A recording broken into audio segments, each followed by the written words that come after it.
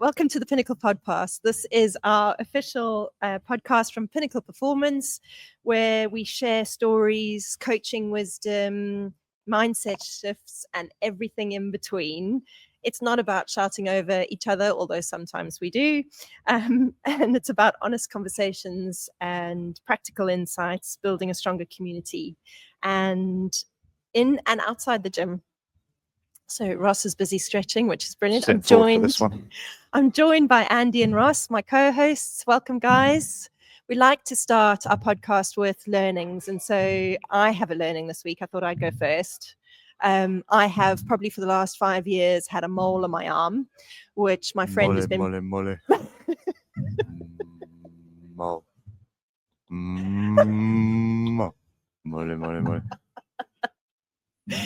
I try to be serious. My friend has been telling me to go and get it sorted, and Okay, carry on.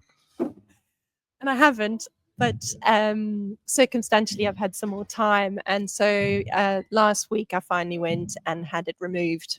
The reason why it's relevant to here is because this week's episode is all about training around injury, and I am guilty, putting my hand up, for thinking because I've got a problem on my arm, I can't come to the gym and train.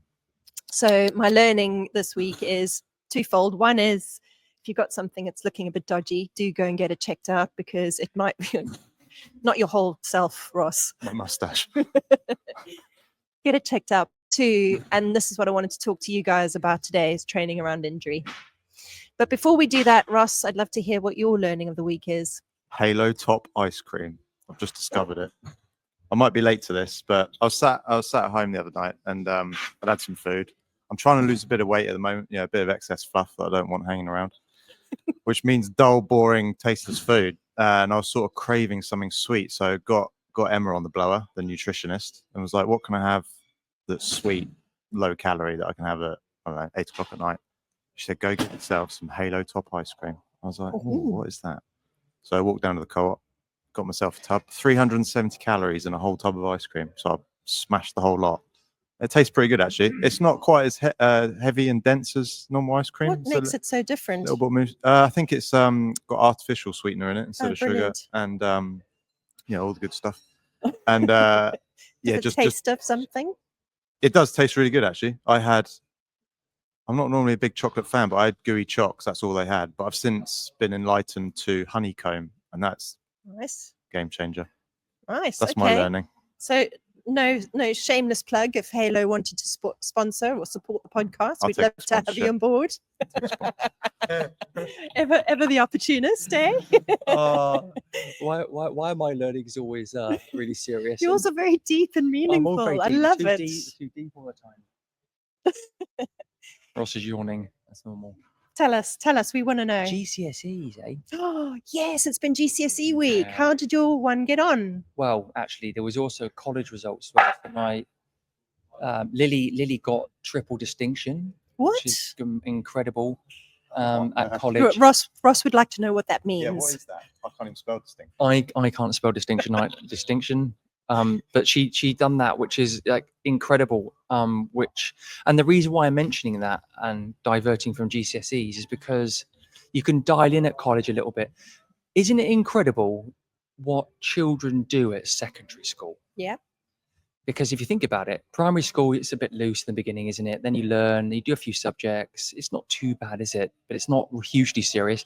Then you go to secondary school, and hats off to my daughter and every other parent in the country that's got someone doing GCSEs, because to learn all those subjects and the emotions that brings with it, I don't think I could do it at my age. If you told me I had to learn 10 different subjects, whatever that may be, because loads isn't there. Yeah. I'll just not go through them all, but yeah, she did incredible. Then I think the relief of the passing them and getting what they want or they didn't want. So yeah, hats off to any person doing a GCSE, whether you passed or failed, it doesn't define you. No, there you go. Nice. It does not define you. Yeah, nice.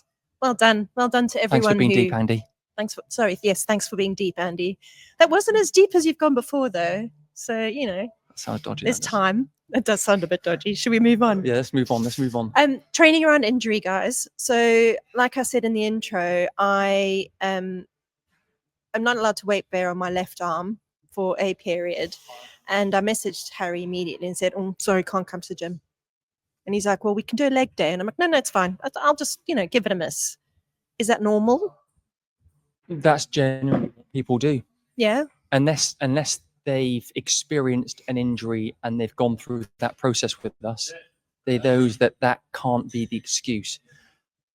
But don't take the excuse as a bad thing. Yeah. As a bad thing, I always brought it back to 2000. I forget when the Paralympics was now, but we trained Alexandra Rickham. Please excuse the pronunciation of the last name, and she was a Paralympian in sailing, and we trained her for the Olympics, and it was incredible. Now, when someone's in a wheelchair, you're holding on to them. They're strapped in the wheelchair, and they're doing a cable row. You think there is no excuse, is there? Yeah, fair point. She's my learn. That's a learning, but fair point. honestly, fair point. Yeah. Anybody that comes up to you say, "I can't train in the gym," there is no excuse. Whether it's the mind, body, upper body, lower body, I don't care. There's no excuse unless you can't physically drive yourself there. So just to be clear, for anyone who does have an injury and is avoiding the gym, there are different types of injury.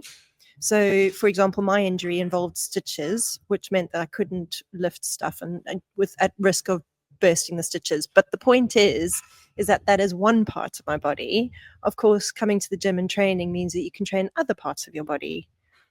Of course, obviously there are things or injuries that you have that generally you can't. I remember training one of our members who had a cyst. It had a hole. I think they had pretty much a hole in a very awkward place, and they couldn't sweat at all. Like it was too much risk. Obviously, there's risk for reward, isn't there? Yeah, but there's a level of the it. point more is that more often than not, and Ross, you were saying this, is you can train around an injury. So you've had a finger injury. Here we go again. A finger injury, carry on.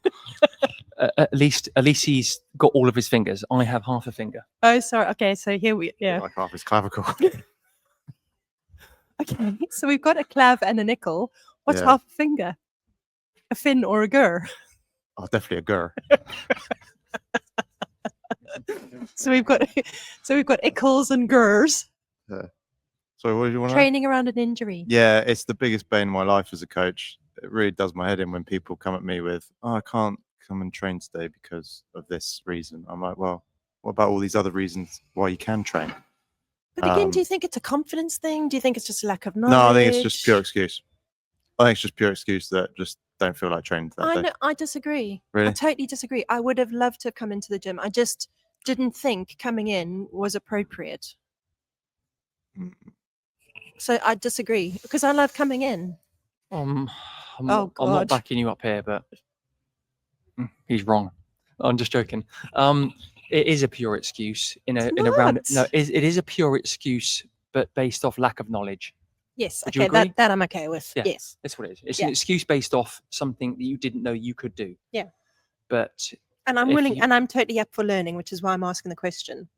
Yeah, but what Ross is saying actually, it's when someone knows they know the score and they're making an excuse. Okay, so in the spirit of sharing your guys' knowledge for people who might be listening to this going, I've got an injury and actually I don't think I can train, let's give people some confidence. So you can train when you've got an injury. 100%, You 100% you can train. Great, tick. How do you train when you've got an injury? So my mental block was I can't lift anything. I didn't want to come in the gym because I was scared if I lifted something. So tell me, you're a coach. How do you coach me around training different parts of your body? Well, yeah. I'm happy for you to use me as a guinea pig, by the way. First things first, you've got to assess the acuteness and the timescale of the injury. Sure, if they've just done the injury, then you are going to want to avoid it completely. Yep. But there is going to have to come a time when you're going to have to address that injury later down the line. And actually, the sooner you can do that, the better. Pain is a great way of letting you know whether you can or can't do something. Yeah. If you're doing something and it hurts, stop doing it or regress it. So when people come with excuses of like, oh, I'm not coming in because I can't do it. Well, we haven't even tried it yet because we haven't had you in to assess it. Yeah. So that's my Okay. issue. So your advice, if we're turning it into a positive, is even if you think you can't, have the conversation. Yeah. Have the chat. And at least try it. Yeah. Because you're going to be trying it in a safe and controlled manner. It's not like, Ross, I have a back injury. Okay, well, let's see if you can still back squat what you did last week, just to make sure that what you're saying is correct. It's not going to be that. It will be come in and there'll be procedures in place. Can you spell that? Can't even bloody say it. To see where you're at. Yeah. Yeah. I think it's getting a clear diagnosis is really important. Managing pain is another clear important thing, which as a coach, because on the flip side of that, you can have people that have an injury and come in and have a high pain threshold, and you got to sort of put the shackles on a bit to hold them back to make sure they don't make the injury worse. So there is a flip side to it as well. Yes, of course. So what I'm hearing you say is modify, but don't quit. Yeah, that's exactly that. You can always modify, just do not turn up. Yeah. Because there's always something we can do. Even if it's not just injury, even if it's like post illness and you're feeling a bit fatigued. Yep. I think people when they come to the gym, they see that we're working off of a program. Those programs are not set in stone. They're there as guidelines, really. Yeah. And they can always be adapted on the fly depending on the person's current situation. I think recovery is also a really important one, isn't it? You could still come into the gym and do a recovery set. Yeah.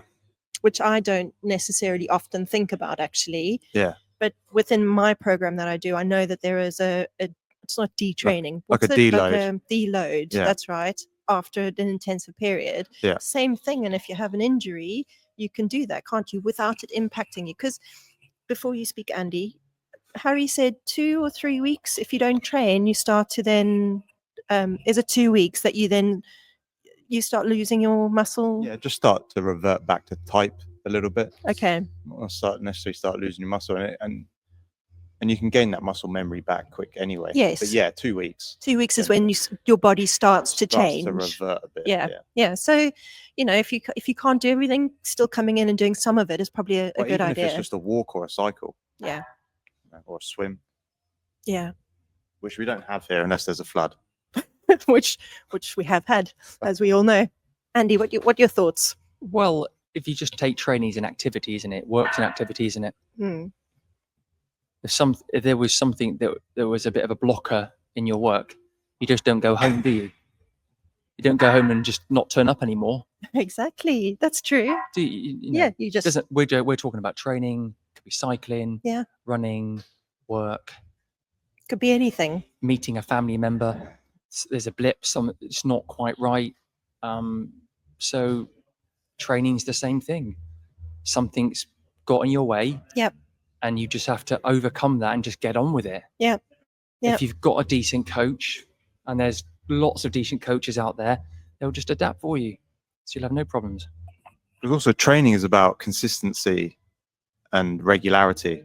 And if you then break that up through injury when you could have just carried on around it, that's when the mindset starts to shift and it goes from like being highly motivated or disciplined to then suddenly having an injury and then another excuse kicks in and then now I feel a bit tired and suddenly 1 week off from training because you've had an injury now becomes 1 month off from training. It's that. So it's not just the physicality of having an injury, but it's also the mindset shift of the regularity and the consistency. Yeah. If you jump ship at anything like straight away, then there's obviously there's considerations there.